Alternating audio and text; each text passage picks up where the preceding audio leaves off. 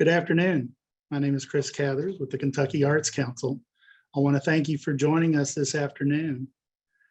First, before we get started, I'd like to offer up a land acknowledgement. A land acknowledgement is a formal statement that recognizes the unique and enduring relationship that exists between Indigenous peoples and their traditional territories. Today, we stand on ground occupied by ancient peoples whose history has been lost, but whose legacy remains. The evidence of these ancient people can be seen all over Kentucky through the mounds and artifacts left behind.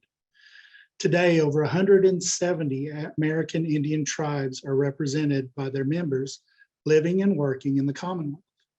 Let us honor those who were here and those who are here now and build on the legacy of stewardship of the land they left for us to the 7th generation. I'd like to introduce Tamara Coffey, the Kentucky Arts Council. Tamara.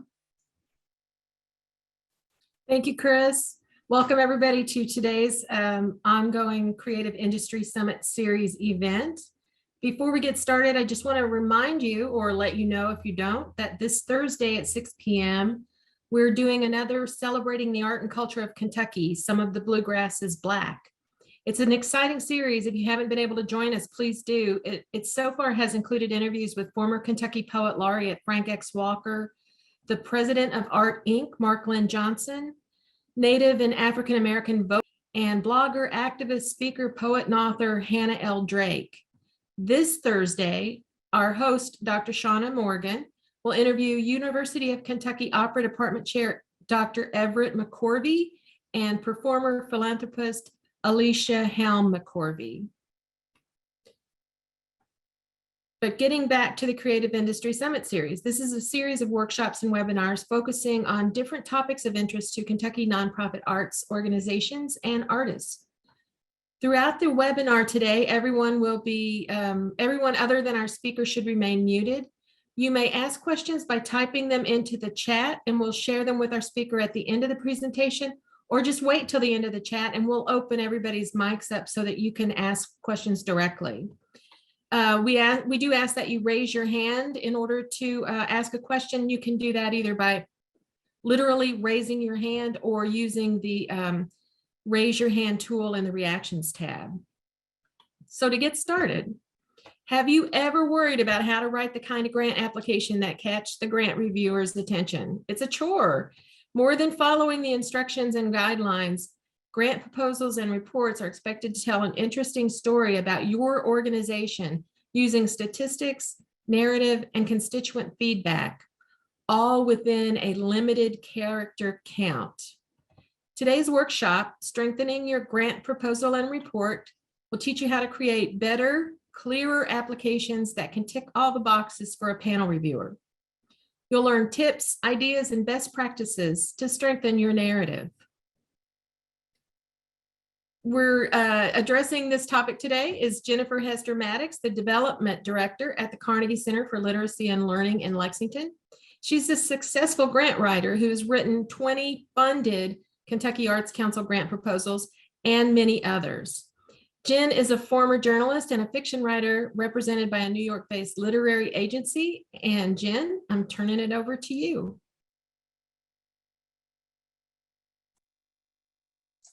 Thanks, Tamara, and thanks, Chris. It's exciting to be here today. And thanks all of you who are watching from home and listening and hoping to learn something. I have worked at the Carnegie Center for Literacy and Learning for almost 17 years. And if you don't know what the Carnegie Center in Lexington is, it is a literary arts center. So I work with a bunch of writers. I'm a writer myself. And so I'm going to share some things that hopefully will help you with the writing process of your grants, not just for Kentucky Arts Council. We will do most of our focus on that, but we will start broadly at first about some things that I've picked up along the way from the various things that I've done, whether it was the 7 years of journalism reporting that I did, or things that I've learned as a fiction writer. And as Tamara mentioned, I don't have a book published yet, but I do have one that is actually in the hands of editors in New York. So keep your fingers crossed for me. Hopefully I'll have some good news to share with you all. So first, let me go on and share my screen. And we'll just do our slideshow there. So hopefully you all are seeing it very well.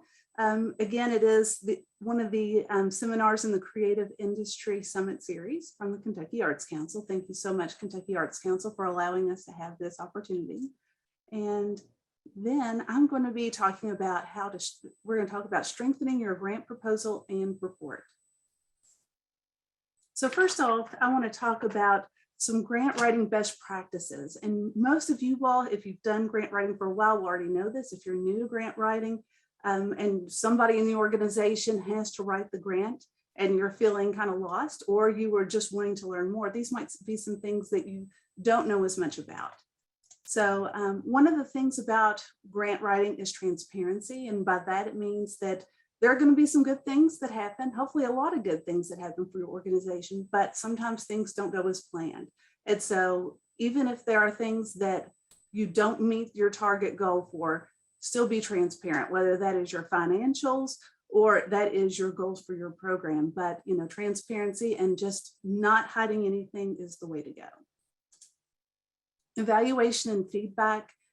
Every program that you do, whether it's grant funded or not, should have an assessment process in place because it's going to tell you what's working well, what's not, and it's also going to give you some good feedback from people that you're serving, so you know what they need, what they liked, what they'd like to see more of.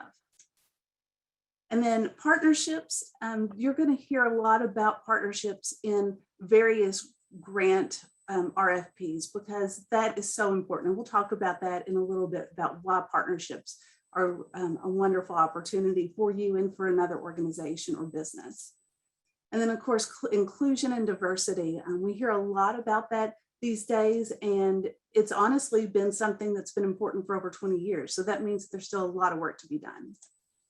And then, as I say here, your executive director must read it. Now, not all executive directors like to read grant proposals. They're not always the most exciting material to read. However, as the top person at your organization, they must read over it and approve it to do the official signing off for your organization, whether they officially sign their name on that document or not. So even though I work at a literary arts center with writers and my boss is a writer, I still show him every single proposal and every single grant report, final grant report that I send out. And I get his feedback too. But I also want to make sure that he is okay with everything that is put in there. And sometimes I even have program staff read over the proposal as well, especially if it's for a new program or a program with some changes. Now, what journalism has taught me. Now, I mentioned that for 7 years, I was a newspaper reporter, and I'd also learned some journalism skills in school that definitely helped. And so some of the things that really translated well for me when I was becoming a grant writer were things like the 5 W's and the 1 H. That's what we called it. The who, what, when, where, why, and how. And so that information usually is in the first paragraph of any newspaper story that you read. And so in a grant, you want to make sure you never leave any of those things out. And speaking of not leaving things out, by the way, all these slides that you see today will be emailed to you by the Kentucky Arts Council staff. So if you're taking notes at home, anything you don't see on the screen, I would feel free to write it down, but you will get these slides later. So journalism, you also have to have very concise language and short paragraphs because attention span, and also because people do not want to read a big, thick stream of text that is taking up the page. And that's part of the reason why things such as the importance of white space are important in journalism, but they're also important in grant writing. And so when I do grant writing, I use block paragraphs with a space in between instead of doing the traditional indent with no spaces in between. And the reason why is just because that white space gives your reader a chance to get a slight break and then to move on to the next point that you were trying to make. And it's a whole lot easier to read something with block paragraphs and spaces than a full page with no breaks at all. So definitely something to think about. And then also thinking of white space, bulleted lists, numbered goals, those sort of things are also quick ways to give some information and make it easy to read. And then journalism's taught me about the importance of telling a story and focusing on the most important details. And telling a story doesn't always mean starting with the beginning, having a middle, and having an end. It means having something that somebody could wrap their mind around. It's not just a bunch of facts. It helps you to understand what this story is about or what this organization is about. And, in focusing on those most important details, since we all have those character counts that we love so much, that's why, the concise language, short paragraphs, and focusing on important details, what really came in handy for me when we had that. And then journalism taught me the importance of photos that tell a story about what's happening and who a person or a group is. And so those photos, if you think about them, when you open up a newspaper, often just by the photo alone, you could tell what's kind of going on. And so anytime that you have supplemental materials, whether that is actual photos or it's posters or newspaper articles or other things that you might be using for marketing materials that you're including with your package, looking at all of those supplemental materials as a whole, someone who is a grant reviewer should be able to say, oh, look, they do things for kids, they do things for adults. Look, these are for beginning writers, these are for advanced writers. Of course, the writers are in my case, but you should have a variety of things that kind of give a sense for who your organization is. So what fiction writing has taught me? Well, one of the things that was hardest for me to learn as a beginning fiction writer was this: show, don't tell. Now, sometimes in grant reviews, I'll hear reviewers talk about the fact, well, they told me that their program was a success, but I'm not seeing any kind of information that backs up that claim. That's where you're showing and that's where you're telling instead of showing. So if you were going to say that something was a success, to show it, you might give a quote from somebody who was there. You might show the attendance numbers. You might show the percentage of people who said that they enjoyed the evening. There's lots of different ways that you can show instead of telling with a grant proposal. Now, whether you're doing visual arts or performing arts or literary arts, you can paint a picture for your reader in a grant by using words. So again, instead of just saying that you had 200 people who may have come to an event, what does 200 people look like at your organization? At the Carnegie Center, if we had 200 people standing in the same room, that would mean that every row was filled, every available standing space was taken, and that people were spilling out into the lobby. Now that tells you a whole lot more than if I just said 200 people. So sometimes you want to risk some of those character counts so that you can make a point about how much of an impact something may have had. Now, you also want to be detailed and specific. And so, for example, with fiction writing, one of the examples that was given to me years ago was, you don't just say that a character owns a car, because there's a big difference between a character who owns a Lamborghini and a character who owns a Honda Civic. So you want to also be more specific with the things that you do. When you say that you have an award-winning artist, there's a big difference between a Pulitzer Prize-winning artist and somebody who's just won the Carnegie Center's Next Great Writers competition. Now, that is a great Carnegie Center contest that we have. And they're really strong readers, but they are also not yet to the level of somebody who has a Pulitzer Prize-winning book for fiction. So definitely be specific. And of course, a lot of times local awards and local accolades are more obscure to a grant reviewer and they may not be familiar with them. But if you have a national award-winning author or artist, for example, or maybe even a partnership with other organizations that are national, that people would recognize that name, your grant reviewer is going to be more familiar with the national than the local. It's good to have all of them, but be detailed and specific about things such as that and many other things.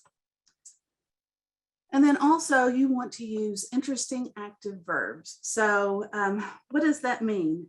Anytime in your proposal where you see words like is, was, were, have, there might be a better word that you can use instead. So for example, you might, if we have new partnerships with ...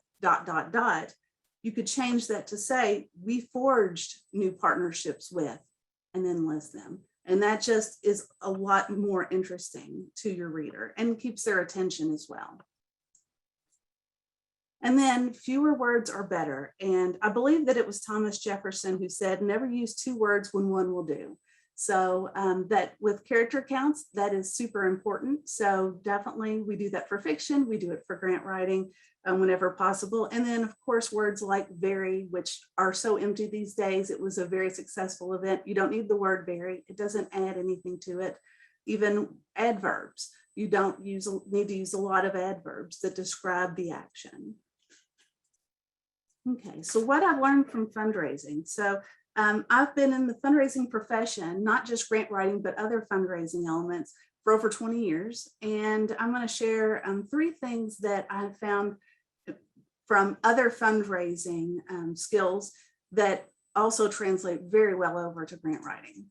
One of them is that some people respond to stats, others respond to anecdotes. So if you use both, you'll create a bigger impact. So whether this is your annual appeal letter that's going out to the people who have come to your organization or who you feel might give a contribution at Christmas time, or it's, a grant reviewer, whether it's one or the other group, it's going to work if you use a little bit of both.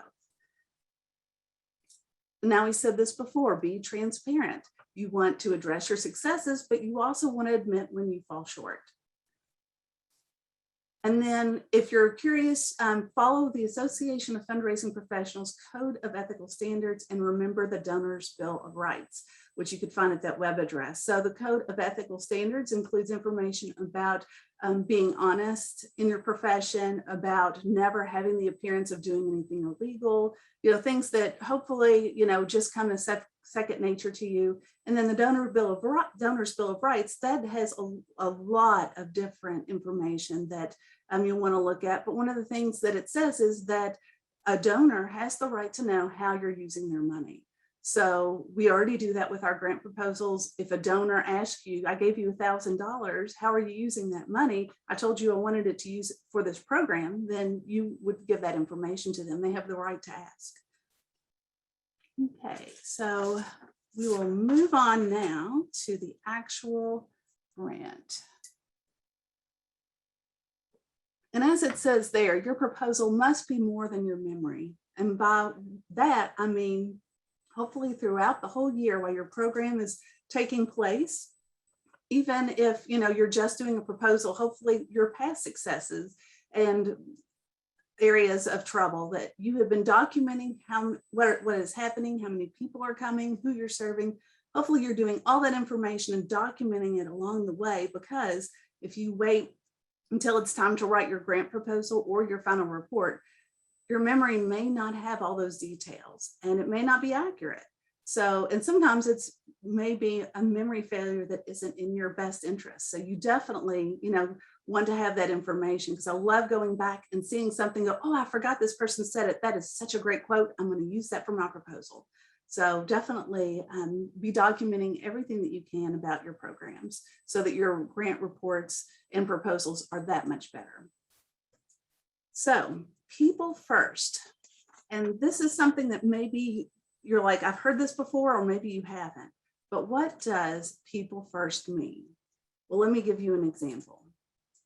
100 beginning to advanced writers improved their writing skills and learned about the business of writing through 13 breakout sessions at the 2021 Books in Progress Conference. This is something that happened at Carnegie. Then I would go on to describe the instructors, the featured authors, and more about the programming. So you notice that I'm leading with information about who the people are that are coming to our program and how many came. I said 100. And I said, these writers are people who are beginning to advance. And I'll also let you know that they're looking for information on writing skills, but also about the business of writing. So I've told you a lot about these people all in just one sentence. And if you look, that has the 5 W's and the 1 H, and the who, what, when, where, why, and how. And why and how sometimes are the same thing. Why are they coming? Because they want to learn new skills and learn about the business of writing. How are they doing it? Through our Books in Progress Conference. So let's look at an example that isn't quite as good. At our 2021 Books in Progress Conference, we had 13 breakout sessions over 3 days with 2 to 3 breakout sessions, each in the morning and afternoon. 100 people attended. Now, while that tells you a lot about our program, it really doesn't tell you a lot about the people who came, what they got out of it, or even really what those sessions were offering and why they might want to come to this. So people first is always a good rule of thumb. Instead of telling your grant reviewer only about the program design, tell them about how people are going to benefit, because they want to learn about people more than they want to learn about how you structured your program. Even though that will be a question, still, you need to be making sure that you're talking about the impact on people, because that's where grant money goes, is to benefit people or pets if you were from a humane organization, but we're all artists here. So describe your community, its demographic and artistic environment. Now, if you've done a Kentucky Arts Partnership grant before, you've seen this line before. I don't believe it was in the 2021 application, but from what I'm told, we're going to be seeing something very similar to the 2020 application before the pandemic, when we go to apply for our grant, our next grant round in February of 2022. So thinking about how the 2020 application looked, this was something that was on there. And, to describe your community and its demographics, some of the things that you might do are what I said before about painting a picture using words. And, that would definitely help to describe your community. So for the Carnegie Center, for example, in our thing, I said that, we are located in downtown Lexington, and we're near Transylvania University. We're near old homes and landmarks. We're also near Title I schools, where a lot of children from low-income homes come. And we're also on the outskirts of the downtown business district, but we're also close to several art venues. So I'll tell you a lot about the actual physical space that we're located in and the people that we serve from that mixed community. But then also I expanded it to talk about statewide. We serve people from all over Kentucky and other states. And I gave some demographics about the people we serve. And I was brief because I know we're going to be talking more about, the demographics of the community later, but I did give some information there and talked about some of the groups that we interact with. For example, the Carnegie Center does a lot with the Appalachian poets. We have several of those poets in our programs, but we also have Operation Read in the Carnegie Center's basement, where we have a lot of people from other countries who are learning to speak English, and that's not our program, but we serve them for some of our other programs that Carnegie has. And then I talked about, the environment actually inside the Carnegie Center. If you're a person who's coming into the Carnegie Center for our programs, you may find that we have a warm and supportive literary community. And that's one of the great benefits of Kentucky, is that we do support each other when, authors and other organizations have programs or successes or awards that they receive, because that's all part of our community. And so that's, I just kind of give an idea of what the Carnegie Center culture is about. And then several times, actually 4 times in the application, it has this exact prompt that they want you to do in 1,000 characters or less, once about your board's representation of diversity, then about the staff, then about the volunteers, and later about the artists. So some of the things that we talk about beyond just, race, ethnicity, gender, age, disabilities, etc. Is there anyone bilingual on staff, for example? That is becoming very important. At the Carnegie Center, over half of our staff are now under the age of 40, which has impacted our programs, because we have people who are more recent graduates from college, and they are coming in with some new ideas and some things that they've learned. And it's really helped us keep our programming innovative. We have artists who are on our staff, on our board, who are volunteers. You might even talk about, of course, disabilities is on that list, but you would definitely, want to mention how you work with people with disabilities who are artists or in those other categories. And then, LGBTQ community and others, just give some examples about ways that you serve those communities. Okay, so now we are getting into the narrative part of the application, and I'm going to break this up to fit in some categories. So first, they want to know about what's going on behind the scenes, what the administration is doing. And So this is the delivery section of the narrative of your proposal, and it counts for 40 points, which that is the majority of the points that no other section has. I mean, this is the largest section of points. So it's also therefore, in some ways, the most important. So you definitely want to pay a lot of attention, to put a lot of detail in here, be very clear, and try to make it as robust as you can. So one of the things that we talk about in this section is our mission-driven programming and our strategic plan. And, a lot of organizations, they have, these strategic plans that they've worked on really hard. You don't always hear about them in grant reviews. And as a matter of fact, a lot of times I've heard grant reviewers say, I'm not hearing much about how this program relates to your strategic plan, or how your organization is working on your strategic plan. So it's something definitely to be talking about and thinking about when you're doing your programming. And, at Carnegie, we update our progress on goals at least annually, sometimes more often. And we even have a staff action plan. So that might be something I talk about here under the delivery section. We also look to see if the program aligns with our mission. And then if it does, the staff determines whether to plan and deliver the program, or if we need to seek a contract instructor. And that's, one of the things that Carnegie does. It might be different than your organization. We have a small staff. So what we do is we contract out with artists who can teach to lead programs that, our staff may not feel comfortable with, or aren't as, qualified to lead as somebody else. Now, who decides and who is involved with our programming?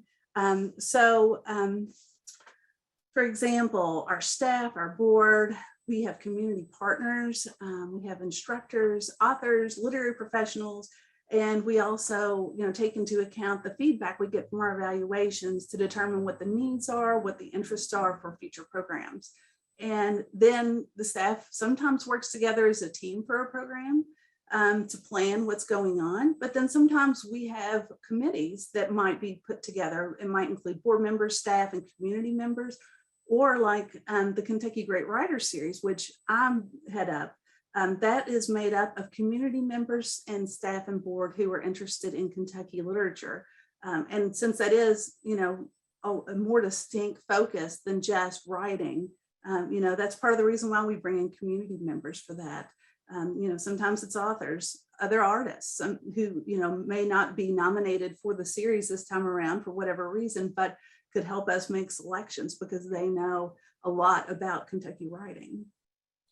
So, and then, sometimes too, when we're looking at programs, we think not only about if it fits our mission, we're thinking about things too, like do we have the space for it? Do we have the funding? Do we have time to add this into our already busy schedule of programming? And, we also get input from others that are involved in the project, or thinking about the project. And then rely on data and feedback on evaluations. So that's our attendees, or maybe it's our artists.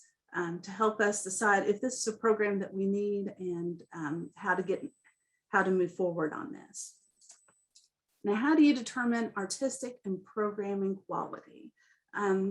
Some of the things that we do, we do take nominations for some of our programs about who's to be involved. So our Kentucky Great Writer Series is one, as I mentioned, but also the Kentucky Writers Hall of Fame, which we actually do in partnership with Kentucky Arts Council. And that's one, though, where we take nominations from the general public. So that's one way we can get names, but then how do we determine the actual artistic and programming quality? Some of the things we do is we rely on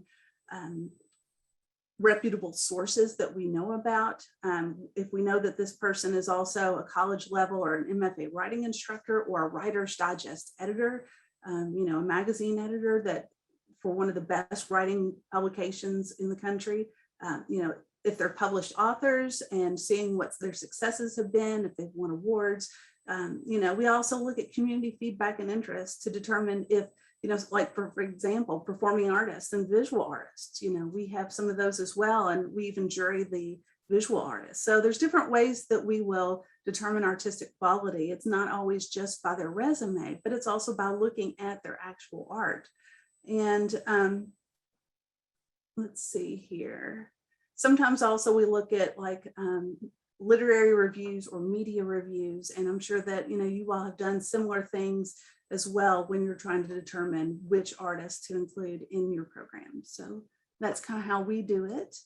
And then moving on to diversity, this is worth 15 points on the narrative. Don't let it trip you up though and think it's not as important, because it really is very important. And in fact, when I've sat in on grant reviews all these years, a lot of times they will mention the diversity in the application that is mentioned. So don't let it fool you. 15 points doesn't sound like a lot, but it is super important. And you want to talk about diversity in its many forms. It's not always just people. We talked a little bit about people already, but it is also about your programming and your reach. For example, in addition to some of the things we mentioned before, a lot of times I will say how many Kentucky counties that Carnegie programs reach, based on the area of residence, even though we have our programs almost always offered through Lexington, of course, now virtually. We also talk about the people who come in for other states. And, we have people who will drive over 2 hours for an in-person program sometimes, which says a lot. We also talk about beginning to advanced writers who come to the Carnegie Center, and maybe if you all offer educational programs, maybe you have that spectrum of learning as well, and it's just not for the beginners.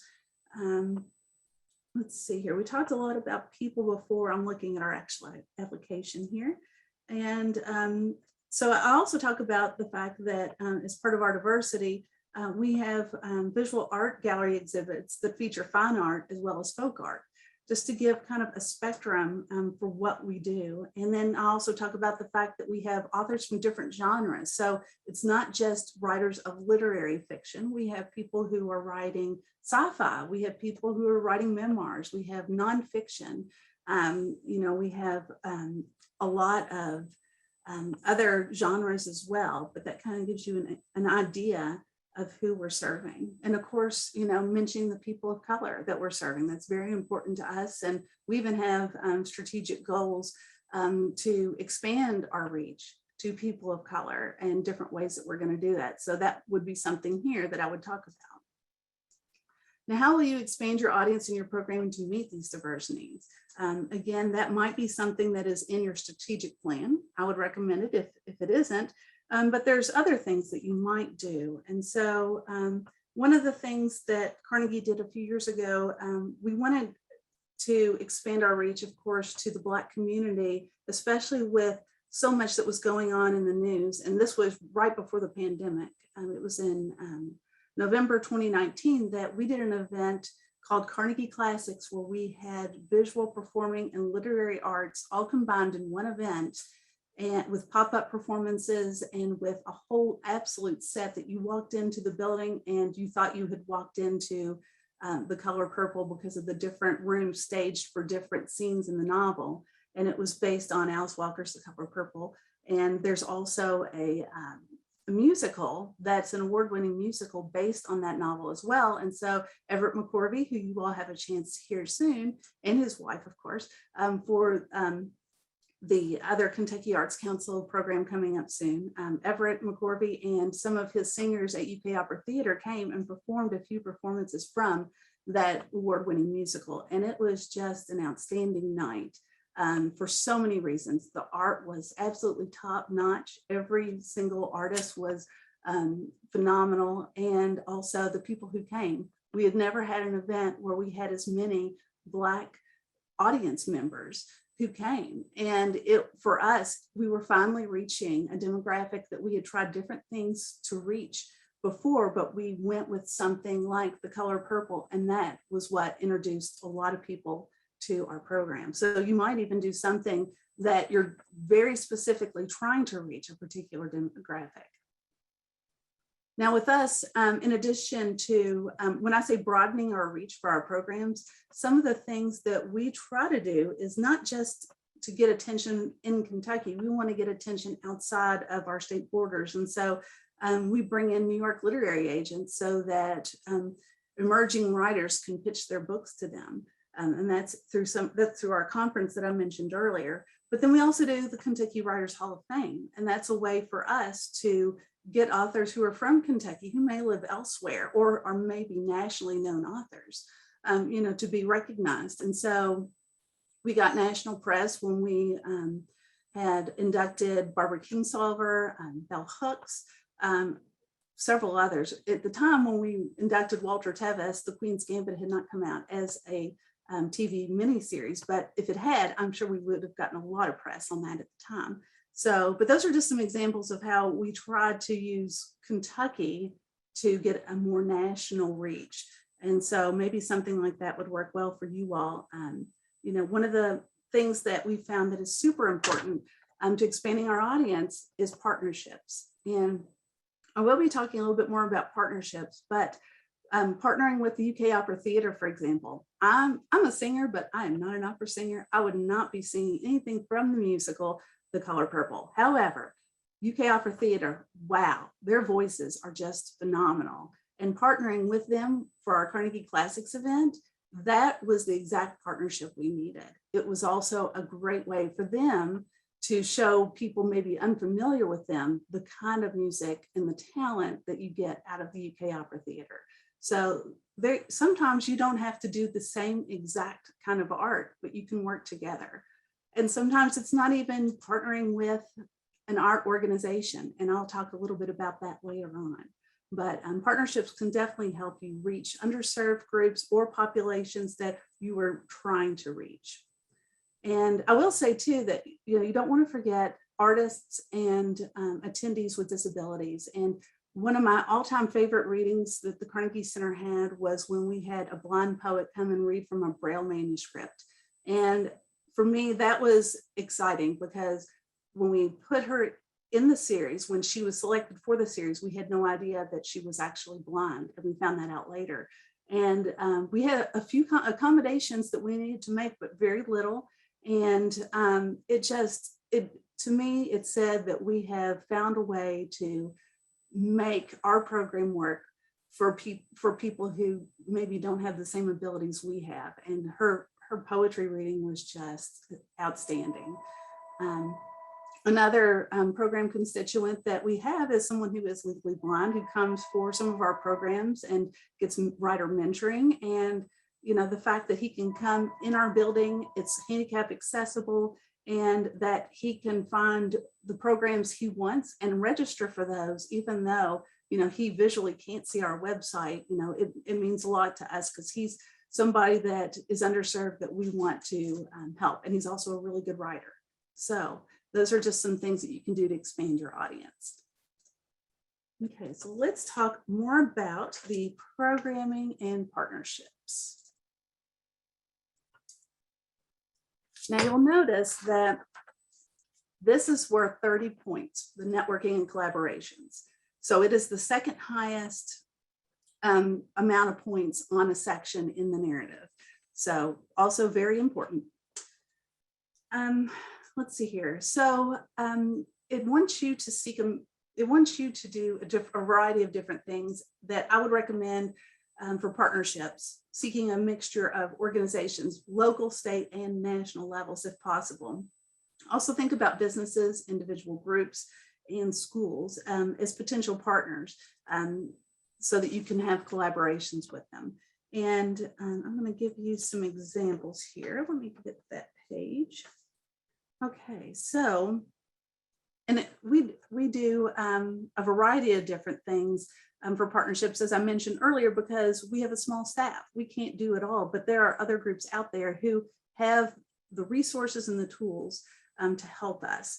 And so, for example, we forged a partnership with the mayor's office in Lexington when Carnegie wanted to write a UNESCO Creative Cities we were trying to nominate Lexington as a creative city of literature, and for Lexington, and we had to do this big I mean, it was an enormous proposal. We had to have the mayor's support. We had to have letters from her and a lot of other local organizations. And it was something that, we actually got to the international round with that. And then, of course, the US pulled out of UNESCO. So that kind of, dashed our chances for that. But it was something that we were doing that was going to make a huge, huge impact on Lexington. So it was all because we can make, we networked with people we knew we can make this partnership happen.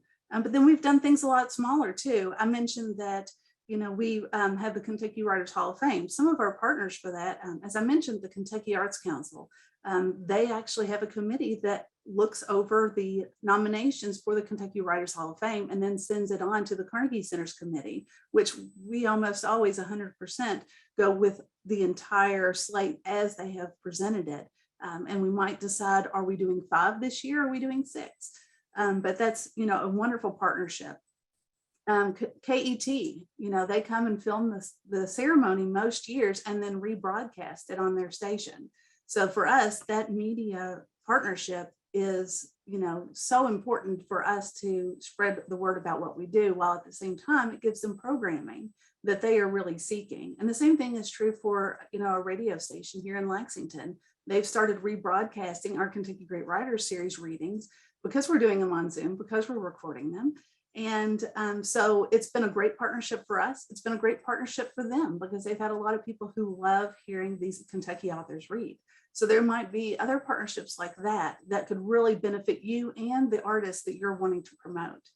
And of course, being, a literary arts organization, we partner with bookstores and, we've served as a free venue for large book releases by bookstores, and also as a free site for emerging artists who on their own are wanting to have their book launch at the Carnegie Center. And, we even have a booth at the farmers market every Saturday with Kentucky authors. They're selling their books and signing them. And maybe your art doesn't lend itself to such an easy translation like a farmers market booth, but there might be something else though that you can do that is different than maybe something that's usually been done in the past, but will get your product, your art to a new audience. And outreach sites are another one, schools, mutually beneficial partnerships, things that benefit you, but also benefit them. Now, how can you expand your programming and create income opportunities for artists? And that's one of the things at the Carnegie Center that is very important as we're doing our grant proposals and thinking our program design, is we want to make sure that we have good income opportunities for the writers that come to our programs, or the performing artists and the visual artists if that we are commissioning something with them. So, how can you expand that? Let me pull that up here. So again, you can make this part of your strategic plan. You can have certain standards in place about how you're going to be paying people for the different things that they do with your organization, kind of like a fee schedule, so that you could show, if they do this program for this amount of time, this is how much they get. That's something that we do. You might do it differently, but being strategic about how you can do that and pay your artists. Also, while meeting your participants' needs. So sometimes when we expand our program and we're like, we've got some really great artists, authors in our case, we have people who would like to learn from them. What program could we create so that there's a mentorship going? And so that's part of the reason why we created the Carnegie Center Author Academy, where there's one-on-one mentorship.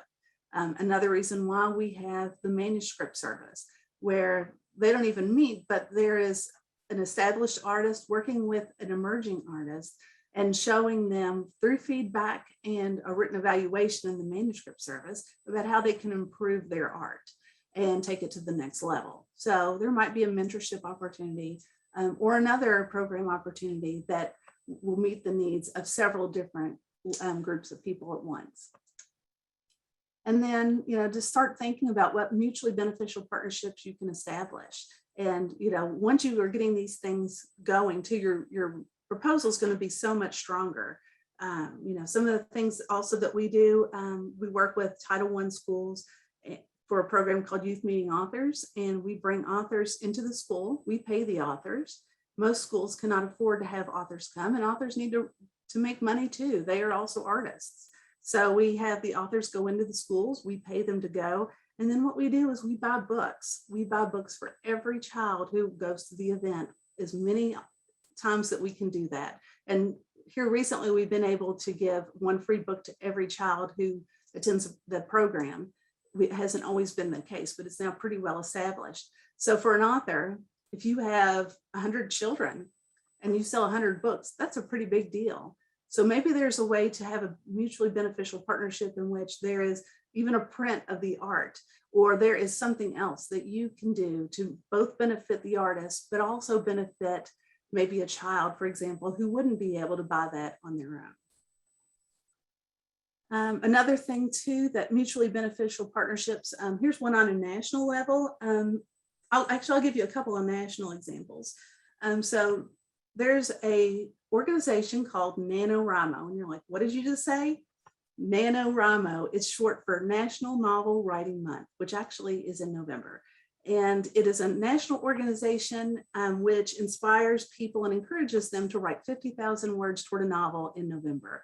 And one of the programs that they have is what they call a Come Write in Sight. And so it's for organizations that, when we did things in person, would have people that were participating in National Novel Writing Month come to their building, and they could write there, and there would be space where they can work on their novels. And so Carnegie would do that. We even had some special programs. I taught a class. We had the local NaNoWriMo group come and have meetings in our space. You know, it was a great partnership that has a national component to it. And we even, participated on the NaNoWriMo blog and had a written piece about Lexington and Kentucky artists on that national blog, which was really nice. Another one for us that's national is Writer's Digest magazine. And, the magazine is 100 years old. It's well established. And they are actually right up the road in Cincinnati. And so for us to get some of their editors there, it's just a drive down to Lexington, and we can get their editors to participate in our writing conference as instructors. Or sometimes even during other programs, teaching a class or sitting on a panel and critiquing writing pieces. And it's just a great partnership for us that allows us also to have a national organization involved with what we do. And of course, for them, it's beneficial because we've got the exact audience who would want to read their magazine. And also the people that we pay that come from Writer's Digest, that is a great income opportunity for them because, again, artists, writers, they don't always make a lot of money. So let's see here. Let's talk about value and role in the arts. I'm going to pull that out of my narrative here. I'm actually looking at the real narrative. There we go. Okay, so it all goes back to your mission and what you were most passionate about. Now, I bet you were not expecting me to say that last part of that sentence, what you were most passionate about. And I think it's because when you think of a grant proposal, you think it's all about reporting and giving information and just, telling them about your organization. Well, it is, but you're passionate about what you do, I'm sure. I mean, if you're an artist yourself, and this is the art that you do, or you just love this art form, there are reasons why you love this organization and why you're working to get grant money for it. And so don't be afraid to let your passion shine through just a little bit, because if you're thinking about how much you love this organization as you're writing your whole entire grant proposal, then it's going to come through in the writing. They're going to see it. It's not going to be as dry, and it's going to have a little bit of excitement in some of the sections that they could see, how excited you were about a program because of the way, the words you use when you describe it. It's all about the feeling you have when you're writing. And as a writer, I can tell you this is absolutely true. How you feel inside as you're writing this also reflects in the words that you use. So talking about what you're most passionate about. You also need to find people or organizations that are just as passionate about that same art that you were talking about. And, also the participants, the attendees, the artists, show what their passion looks like. And one of the great ways to do that is, if you've been doing your evaluations all along, is pulling some quotes from some of their evaluations or some of the feedback that you got from them and share that. And, especially if you have some quotes from well-known artists. We have feedback from a variety of published authors and, award-winning authors over the years. And it really makes our application a lot stronger because we can include that information. And it's information we really didn't have to solicit in some cases. Sometimes it was comments that was made at an event. When Ada Limon launched her book of poetry, Carrying, at the Carnegie Center, she was talking about, because and she was launching it there because we do big launches and we do free book launches for authors. So she had come and she was talking about the fact that she had lived in California, she had lived in New York, but it wasn't until she came to Kentucky and she came to the Carnegie Center that she realized what a literary community really was. Well, you better believe I was writing that down. I was typing it into my phone because I wanted to use that quote in my grants. And sure enough, I have. And I'm sure the grant reviewer, the Kentucky Arts Council staff who are listening in are going, yep, we've seen that quote.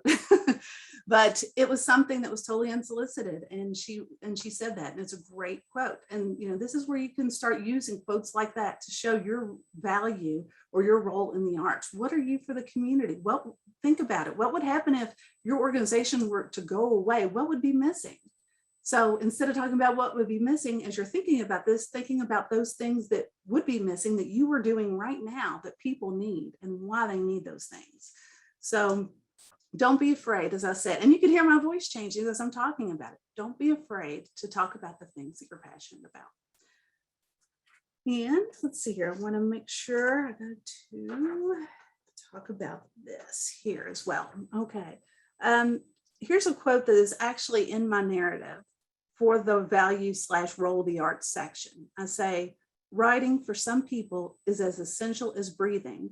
There are stories within them that need to be told. These are the people who often seek the Carnegie Center. So for me, that's when my passion starts coming out. It doesn't really sound like it's a grant, but that is part of my grant. And that is how I did a lead in to talk about our value or role. So passion is good. And one of the things that I love that we do, and maybe you do this too, is that we also help others with their artistic endeavors. And of course, at Carnegie, since we're a literary arts program, we do literary arts programming and work with writers. It's definitely with the writing community or the literary community. But there are two small nonprofits in Kentucky. One just started a couple of years ago, right before the pandemic. And then the other has been small for years and is, it's moving along. It hasn't really grown as big as they want yet. They're working on that, but the pandemic definitely didn't help, as I'm sure you're feeling too. And so Carnegie is more established. And since they are part of our network, because we're all part of the literary community, we've done some things that support them, these smaller nonprofits. Yes, we compete for some grants that they are also applying for. And so in some ways, it might be considered a conflict of interest. If you were thinking, I don't want them to get money because I want me to get the money, but it's really not, because it's all about the mission in the end and why you are doing this programming that you're doing. And so for us, we felt like that these two smaller nonprofits that are literary arts, some of the things we could do is, for one of them, we can have free enrollment of their members to a couple of the seminars that we're leading and for National Novel Writing Month. And so that's a great way that we can connect with them and also support them in what they are trying to do as well. And so it also is going to not only help us with the mission that we're trying to do by working with another group that's also doing a similar mission, but it helps us expand our audience. So the benefits for us are that we're getting people maybe from a certain pocket of Kentucky that may not have come to a Carnegie Center program, for example, because we're based out of Lexington and they may not know about us as much. So for us, we get people who might start taking some of our virtual classes, or maybe we'll come to Lexington for an in-person event once we start doing those again. So it's a mutual benefit for both of us, but it's also something that Carnegie can do, and maybe your organization could do for other groups out there and help with this one mission that we have for the arts. And then marketing, it can also be about partnerships too. So I did mention the KET connection for TV, and I talked about WUKY for the radio. It's also a great marketing tool for us. But also, it might be partnership with an organization like UK Opera Theater, where maybe we have a poster that has, we had the poster that had UK Opera Theater and all the other partners that we had for our event, The Color Purple, on there. And it's marketing for us, it's marketing for them. And you better believe that they also wanted to let people know that they were participating. So our partners also marketed for the Carnegie Center's event and let people know we're going to be performing at this event. So, it's those kind of things are when the arts are working really well and we're working together. So that's one of the reasons why partnerships are so stressed with grant writing, is just so that people will do more for the community they want to serve. Okay, so let's talk about evaluations, financials, and more. So as I mentioned before, an assessment strategy should be a part of each program. And so here's a few tips. You can create an event measurement sheet that staff and even volunteers can fill out. So for us, it's a one sheet, and it has the basics like the date, the name of the event, not just like a slang term like our art project. It is the actual name of the event. We include who the artists are that are involved, that, all the logistics about where it takes place, what the times are, everything. And then we also take feedback at the event sometimes on an informal survey. We have a volunteer who will go around to our literary readings, for example, when we did them in person, and they would just ask 3 quick questions of the audience members and try to jot them down as close to verbatim as they could so that we could use those quotes in our grants. So it was a great way for us to get capture information about an event, but it was also a great way to get some feedback too. And then we also collect testimonials and personal stories from our programs and the people we serve. And sometimes they are those ones that are unsolicited, that someone just says, or somebody emails us and says, you will not believe how great this class was. This instructor, please hire them again. We've had things like that. And especially during the pandemic, it seems like we've had a lot more people emailing us about things and telling us about their personal stories and thanking us. Thank you for doing this at a time when I felt so isolated at home. And it's so great to be able to go out virtually to this event. I may be sitting in my recliner, but I'm watching it and I'm with other people and we're all experiencing it together, things like that. And then your board should create strong financial policies that follow best practices. And if you don't feel like that you have really strong financial policies in place, one of the things that you could probably do, I bet the CAPAN consultants could help with that. And I do know that the Kentucky Nonprofit Network has a best practices program. It has a little workbook and it tells you which policies you should have in place at your organization, and even gives some guidelines about what those policies should include. So those are a couple of resources for you if you feel like your financial policies need some work. And then, of course, you want to diversify your funding approach. It's not just going to be about, reliant on just grants for your organization. What sponsorships do you have? Do you go after major gifts? Do you have planned gifts? Meaning, has someone left you in your will? Are you asking people, or in their will? Have you asked people to do that? Do you get money from ticket sales? Do you have an endowment? There's different ways that you can get your funding for your nonprofit.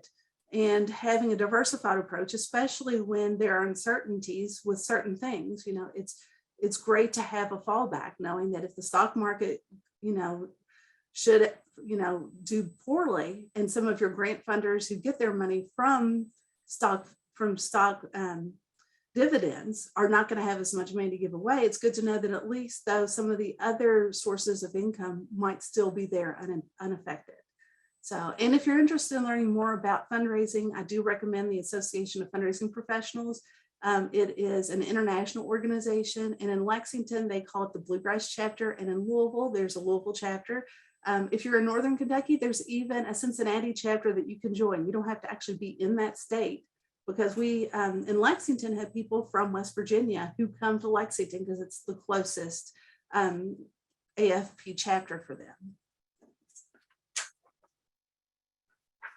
And that is the proposal. Now the final report. And this will be a little bit quicker because we've talked about a lot of the things that you're going to hear me echoing again.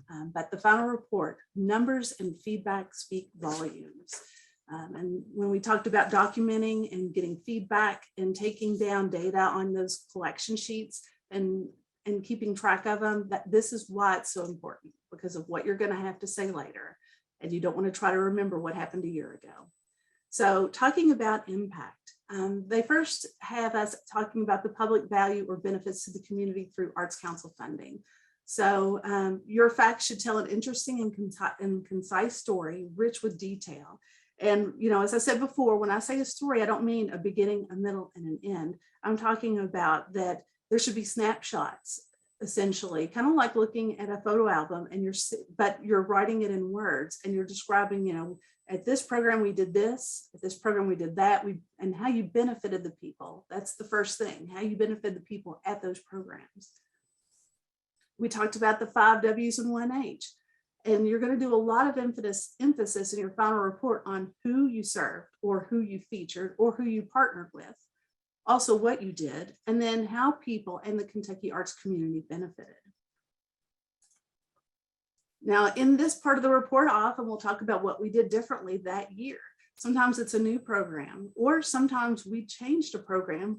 And during the times of COVID, aren't we all changing our programs just slightly from one week to the other, it feels like. So, you know, this is where you would talk about those kind of things.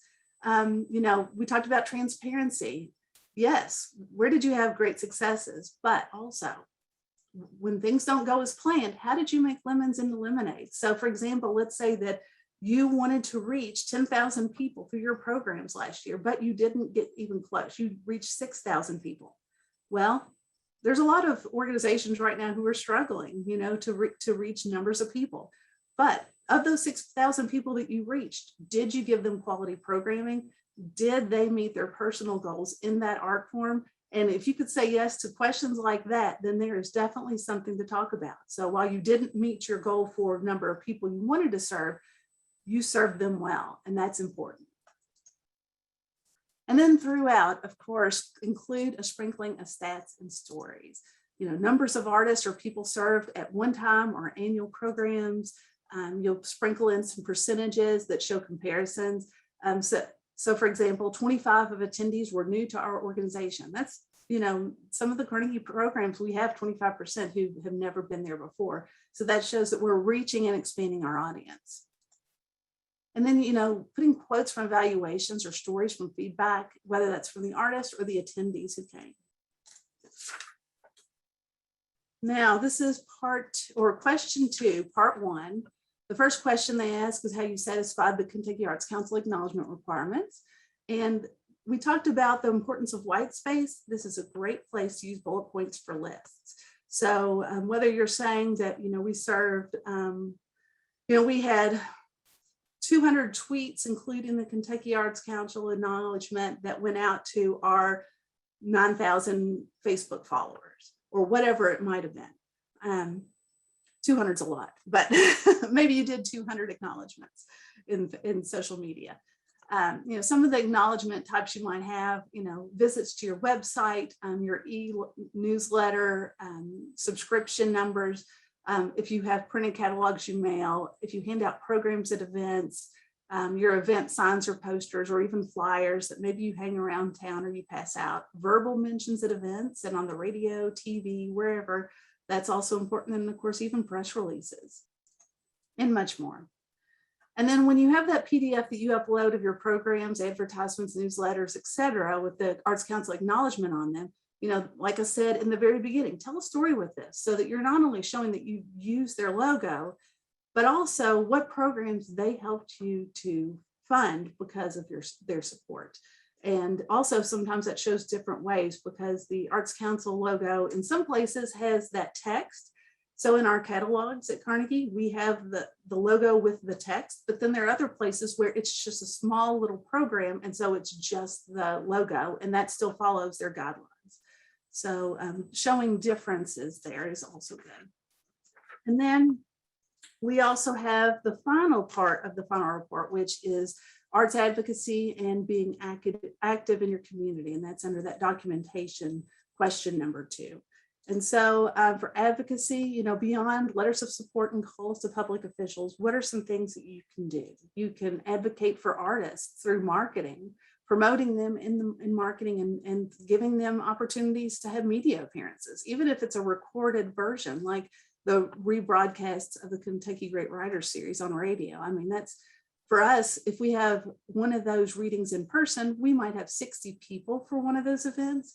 And it's been pretty close to that when we do the virtual events.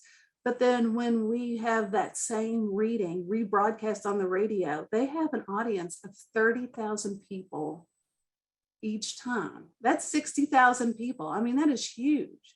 So that's one great way you can advocate for artists, and they will love you for it. And especially, if it's an emerging artist new in their career, or, diverse artists, especially those who are in underserved populations. You can also advocate through the stipends you give. And I mentioned buying art. For us, it's sometimes the books that we give to children, that we support the artists through that. That's one way that we can advocate for them.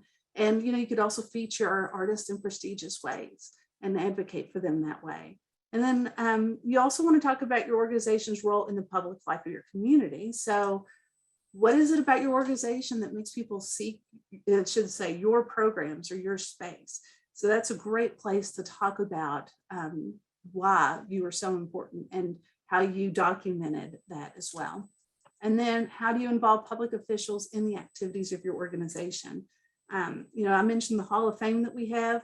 We ask the mayor or someone from the mayor's office to speak each time we have that event in person.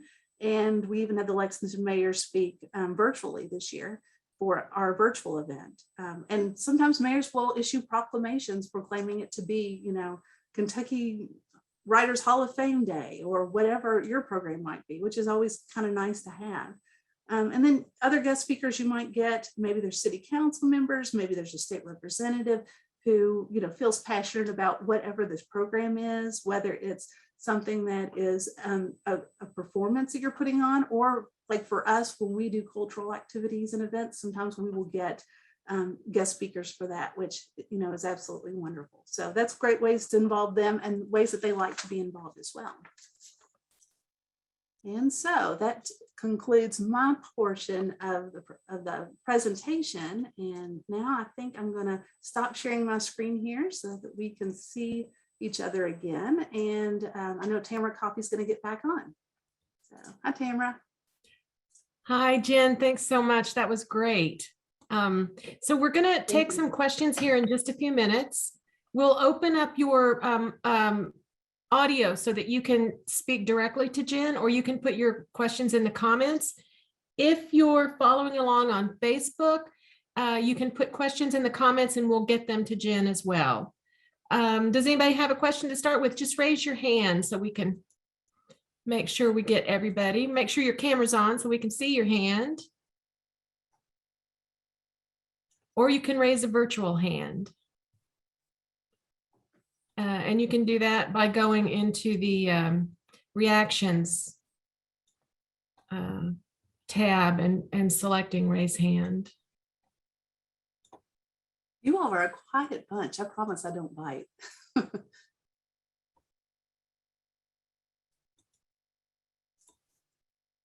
Just scanning through to make sure I'm not overlooking someone first off.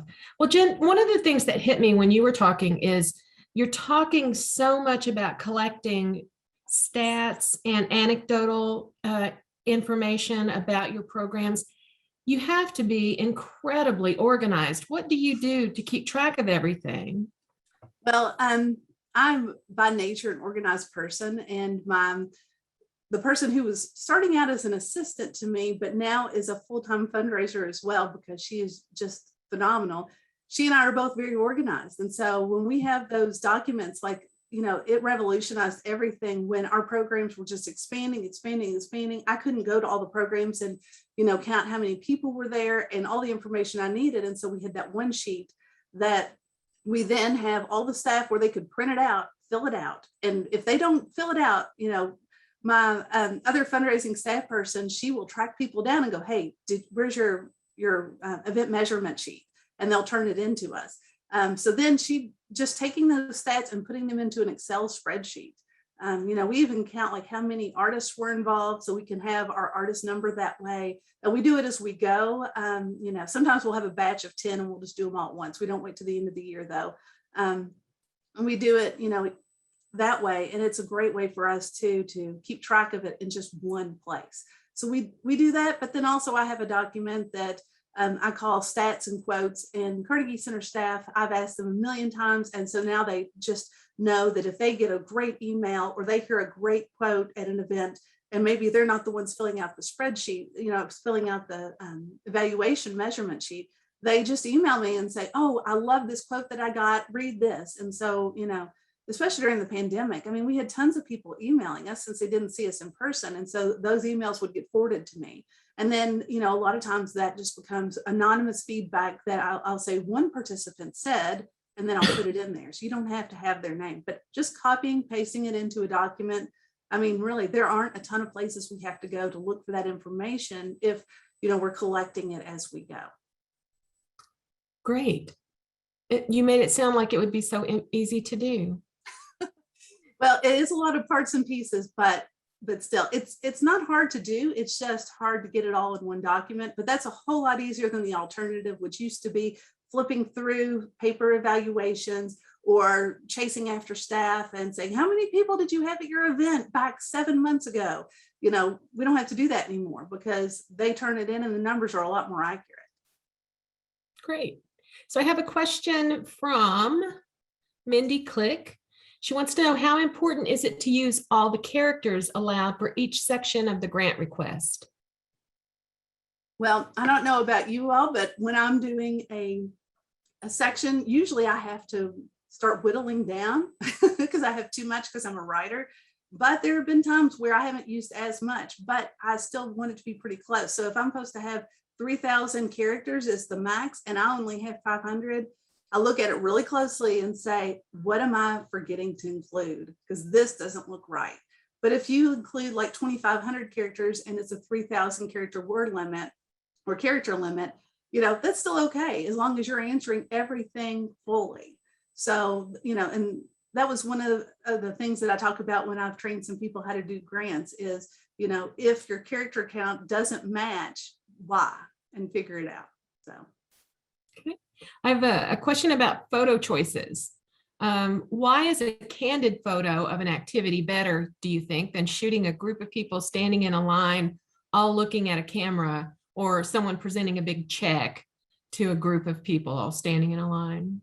Well, when I was a newspaper reporter, we would do a lot of candid shots if we could, because if you opened up a newspaper and you saw 10 photos of people standing there all lined up, you wouldn't know what really happened. But if you saw candid shots, especially close-ups, of maybe just one person, one child who's working on something, an art piece, you could see a lot more about what's really happening at that program than if you see the whole entire room and you see dozens of people and it's kind of chaos because they're all working on something different. So, for journalism, we would focus in on, often one time, sometimes you have the shots that you want to show, we had a big audience, but most of the time it was get in close to the subject and, show what they're doing while they're doing it, because that tells the story. Great. A question from Lisa. You mentioned that you discussed the strategic plan. Is this distilled in a paragraph or two? A lot of times it's when I talk about the strategic plan related to whatever section it is, it might even just be one sentence where I'll say, as part of our strategic plan, we are developing programs to reach a more inclusive audience. I might just say something as concise as that, and then talk about some of the strategies that we're using. But yeah, I usually don't sit there and summarize the whole strategic plan. It's in the entire document even, because a lot of times that's attached and it's a requirement, but I'll reference it, I guess, just so that it makes sense where you could see where I'm talking about. This is in our strategic plan. It's important to us. And then later on, they read the strategic plan. They're like, oh yeah, I see how this fits in. Angela wants to know, she's worried about survey overload. How do you keep the audience from getting burned out from filling out surveys? That's a very good question. It is. At Carnegie Center, one of the things that we do most frequently is we offer classes. And so there are some people who sign up to go to maybe 3 or 4 classes in a season. So that means they get 3 or 4 surveys. When we're in person, it's a whole lot easier because before we leave that day, we pass them out and they fill them out, and then we take them that way. We've been doing a lot of the virtual learning, of course. So that means we're emailing out surveys through SurveyMonkey, and we don't get as much of a return rate on those. Nobody does, as you did in person. So we try to keep, our surveys to a minimum, like I said, 3 questions real quick in an event where I'd have somebody with a clipboard and just say, do you mind if I ask you 3 questions? And we would only get like a sample of an audience at an event instead of trying to get everybody. And so if you did a sampling, like let's say we want to have at least 3 people at an event with 60 people. It's a very small sampling, but I would say get very different people to answer the questions so that we get something that is, and not people singing together, but 3 different people, very different, maybe in age or in some other demographic, and try to get their feedback. So that's one way you can do it too. Great. Jennifer has a question for you that actually is going to require some action on your part if you care to share. She wants to know if you have an example of an event measurement sheet that you'd be willing to share. I do not mind. Give me just a minute to get out of let me see if I can get out of the proposal here. And I think I even know where I have that saved. Let's see here.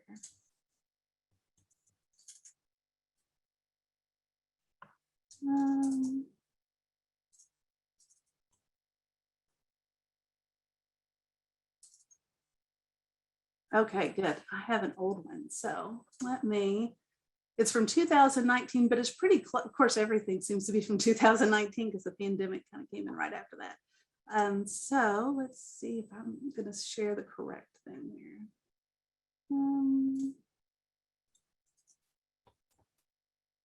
Hold on just a minute. It doesn't want to share the actual document. It wants to share everything on my desktop. You all don't want to see my mess there. Okay, there we go. All right, so hopefully you all are seeing the event measurement sheet that Carnegie uses. It's got, of course, event, dates, time, location, if not at Carnegie, because we have some outreach things. I also have the name of the person completing the form. Often it's a staff person, but not always. We look at number of artists who participate. If we paid the artists, in cases where we don't, it might be something where, we had a lot of artists who could come and participate, but it wasn't an actual Carnegie program. But if we have a program, they're almost always getting paid. If the artist made money, so in our case, if they got a stipend, if they had book sales, or actually we said the stipend here, but this is if they had book sales, for example, name of the artist involved, you go down to attendance, you see broken out by children and adults, also staff, also volunteers. So that way we kind of have a feeling that if there are 20 participants, but 11 are staff, that wasn't a whole lot of people. So, just other information there, communities represented. This is where I get some of the demographic information. If it's like at an audience type event where people are not registering. And if I notice a significant number of people from a specific demographic, I mention it. So if we have an event where we have people who are like mostly in their 20s, these are mostly college age kids, I would definitely put that in there.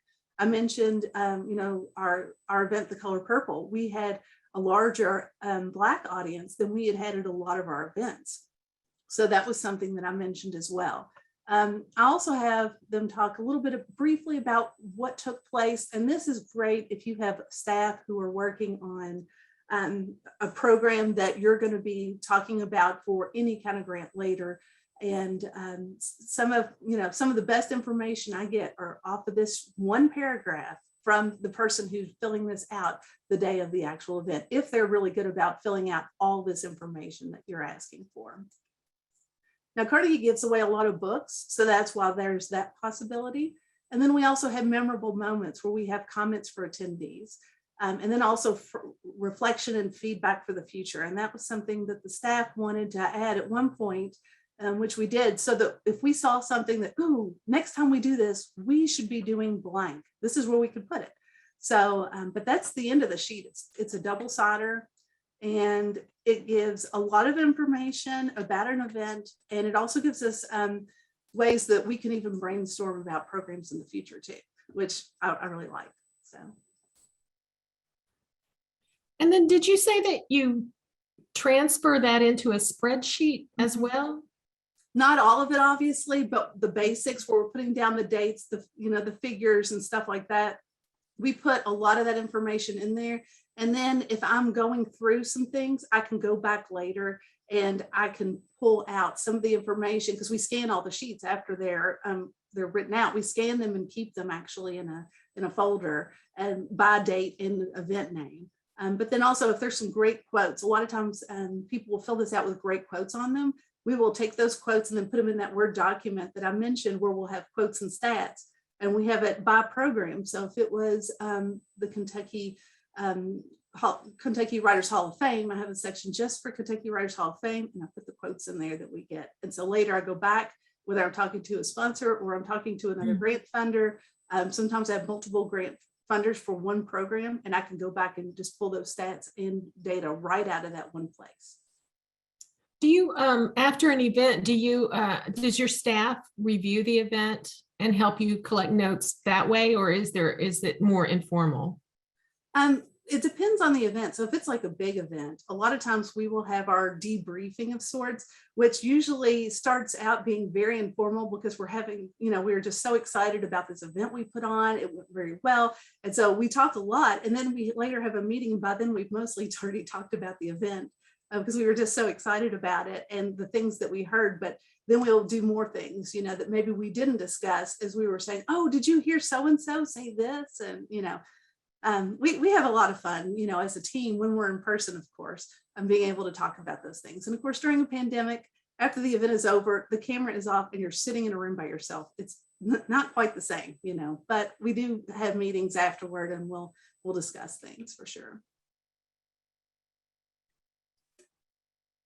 Media impression, logo placements. Is there a definitive source in order to understand those terms? I cut out a little bit, but I think you were asking about logo placement, where things go. And media impression. She's asking about the difference between media impressions and logo placements. I usually don't deal with that part. Our marketing staff does, but they follow the guidelines that are put out by often the grant funder. And I will send those to them when our award information comes. I send them those guidelines, or I send them the link where they can download the logos with the other information. And so I let them just usually take it from there. I just collect the stuff later. Most funders are going to tell you what they want and how to do it. So just check your awards letter to see what they've included. Yeah, the Kentucky Arts Councils is very good, and that's a good example of very similar information I've seen from other organizations too. Tom is asking, if your grant application is the panelist's first impression, what's a good way to grab them from the first paragraph? Gosh. Well, I think having a compelling story, and I talk about story a lot because, of course, I'm a writer, but, talking about the most important things first, something maybe that, well, a lot of times if I have like a narrative, for example, and I have multiple programs to talk about, I usually, after maybe the introduction about whatever the topic is, the first program I talk about is the one that I think made the biggest impact that year, or it's a brand new program. And, maybe, in my final report, for example, I'm sure the Kentucky Arts Council has heard me talk multiple times about some of these programs, but if there's something new, I almost always put that first, so that they see that there's something fresh going on, and it's not just the same thing over and over and over again without any thought to new emerging needs. So that's one thing you can do. But yeah, I think pulling somebody in, it's kind of hard with grants, to make it super exciting if you're talking about, your methods of evaluation, for example, but, you just do that in a way, I think that, it doesn't seem like you're using those active verbs, you're, trying to use less words to say the same thing, taking out a lot of those phrases, a lot that begin with prepositions, so that it's a lot tighter with your writing. That will definitely help. I think including your passion, as you said, makes a big difference too. People can tell when you're excited about what you're writing about, I think. Yeah. So we have time for another question. If anybody has a final question, please let us know.